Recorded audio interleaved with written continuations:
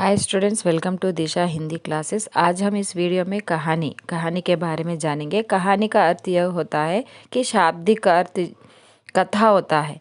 वह आकार में छोटी और कथा होती है, उसे ही हिंदी साहित्य में कहानी कहा जाता है। यहाँ पर कहानी परिभाषा मुंशी प्रेमचंद ने यह कहा है कि ध्रुपद की तान है। जैसे कि कहानी वह ध्रुपद की तान है, यानी जिसमें गायक महफिल शुरू होते हैं अपनी संपूर्ण प्रतिभा दिखा देता है। एक क्षण में चित्र को इतने माधुर्य से परिपूर्ण कर देता है कि जितना रात भर गाना सुनने से भी नहीं हो सकता है। इस तरह उसे कहानी का परिभाष मुंशी प्रेमचंद जी ने बताया है, जिसमें उस प्रभाव को उत्पन्न करने का सहायक तत्वों के अतिरिक्त और कुछ ना कुछ और जो अपने आप में पूर्ण होता है। जो ये कहानी है अंग्रेजी साहित्य से प्रभावित है और कहानी वहाँ से ही विकसित हुआ है। पाश्चात्य साहित्य वेस्टर्न कंट्रीज से ही हमें कहानी लिखना प्रारंभ किया है। यहाँ पर कहानियों में भारतेंदु द्वारा लिखित गई एक अद्भुत अपूर्ण स्वप्न को यह कहानी का नाम है। यह पहली कहानी माना जा सकता है और यह इस युग के दूसरे कहानीकार कौन है, वो गौरी दत्त शर्मा है। इनकी कहानी टका कामनी और देवरानी जेठानी की कहानी उपदेश प्रदान कहानियाँ हैं। ये सारे प्रथम कहानियाँ माने जाते हैं। कहानी कला के विकास में सबसे बड़ा योगदान सरस्वती पत्रिका है।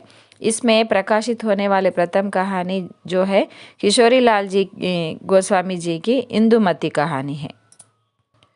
प्रसाद जी और प्रेमचंद ने भी हिंदी कहानी कला को उसके विकास को उच्च शिखर पर पहुंचाया है। प्रसाद जी की प्रारंभिक कहानी जो है ग्राम इंदु जी का इंदु नामक पत्रिका में प्रकाशित हुआ है और प्रसाद जी प्रेमचंद से पहले कहानी क्षेत्र में आए हैं और इनके हाथों हुई हिंदी कहानी को गंभीर कलात्मक भाषा और उत्कृष्ट विषयों की प्राप्ति हुई है। उपन्यासों की भांति हिंदी कहानी का चरम उत्कर्ष भी मुंशी प्रेमचंद के हाथों ही हुआ है। प्रेमचंद के कहानियाँ बहुत ही मशहूर होते हैं, जैसे कि बड़े भाई साहब, उसमें पढ़ाई किस तरह किया जाता है, इस तरह की कहानी बहुत अच्छे से उन्होंने लिखा है। उन्होंने लगभग 300 से कहानियाँ लिखकर हिंदी कहानी कला को समृद्ध बनाया है।